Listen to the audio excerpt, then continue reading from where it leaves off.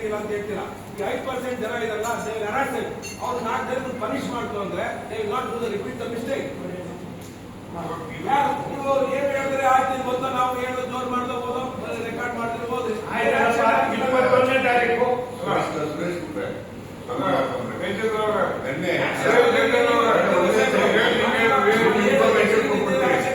ಯಾಕೆ ಅವ್ರನ್ನ ಸಸ್ಪೆಂಡ್ ಮಾಡಿದೆ ಅಂದ್ರೆ ಸಸ್ಪೆಂಡ್ ಮಾಡಿದ್ರೆ ಕ್ರಮ ತಗೊಳ್ಳೋದಿಲ್ಲ ಅಂತ ಎದುರು ಬರ್ತದೆ ಅಧಿಕಾರಿಗಳಿಗೆ. ಒಂಥರ 6 ವರ್ಷಗಳ ತರ ಆಳ್ಕಡೆ ಇದ್ರೆ ಇಒಗಳು ಮತ್ತೆ ಬೇರೆ ಬೇರೆ ಇಲಾಖೆ ಅಬ್ಜಾವರ್ ಇಲಾಖೆಯಿಂದ ಮೈನಿಂಗ್ ಹಿಡಿದು ಎಲ್ಲಕ್ಕೂ ಕೂಡ ನೀವು ದಯವಿಟ್ಟು ಸ್ಪಷ್ಟವಾದ ಒಂದು ಇದು ಮಾಡಿಬಿಟ್ಟು ಮ್ಯಾನೇಜ್ ಮಾಡಿ ದಯವಿಟ್ಟು ಒಂದು ಇಶ್ಯೂ ಮಾಡಿಬಿಟ್ಟು ಯಾವ್ಯಾವ ಇಲಾಖೆ ಯಾರು ಸಂಬಂಧಪಟ್ಟವರು ಎಲ್ಲ ಇದೆ ಸರ್. ಒಬ್ರು ಜವಾಬ್ದಾರಿ ಯಾಕಂದ್ರೆ ನೀವು ಜವಾಬ್ದಾರಿ ಕೊಡಲೇಬೇಕಾಯ್ತು.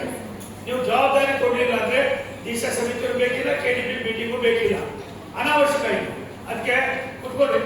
ನೀವು ದಯವಿಟ್ಟು ನಿಮ್ ಪೆನ್ಗಳನ್ನ ಗೌರವ ಕಳ್ಕೊಳ್ಳೋದು ದಾರಿ ಮಾಡಿ.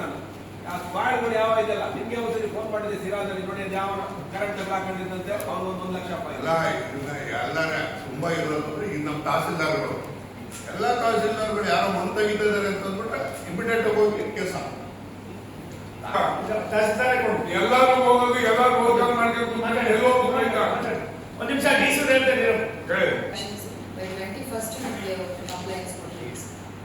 ಒಂದು ನಿಮಿಷ ನಾನು ಸ್ಪಷ್ಟವಾಗಿ ಮೈನಿಂಗ್ ನಲ್ಲಿ ರಾಜ್ಯ ಸರ್ಕಾರ ಕೇಂದ್ರ ಸರ್ಕಾರದ ಕೆಲಸಗಳಿವೆ, ನಿಮ್ಮದೇನಿದೆ, ಇನ್ಕ್ಲೂಡಿಂಗ್ ಸಾಮಾನ್ಯ ರೈತರದೇನು. ಯಾವುದೇ ಕಾರಣಕ್ಕೆ ರೈತರ ಮೇಲೆ ಕದಾಪ್ರಹಾರ ಮಾಡಿಕೊಳ್ಳಲು ಆಗ್ತಾ ಇದೆ. ಏನು ಎಷ್ಟು ಎಲ್ಲರಿಗೂ ಕೂಡ ಒಂದು ನಿಜ, ಅನಾಥ ರೈತರು ಯಾವುದೋ ಒಂದು ಸಣ್ಣ ಒಂದು ಕೂಡ್ಕೊಳ್ತಾ ಇರ್ತಾರೆ, ಅದನ್ನೇ ದೊಡ್ಡದು ಮಾಡ್ತಾರೆ. ಅದಕ್ಕೆ ಒಂದು ಗೈಡ್ಲೈನ್ಸ್ ಇಶ್ಯೂ ಆಗಲಿ.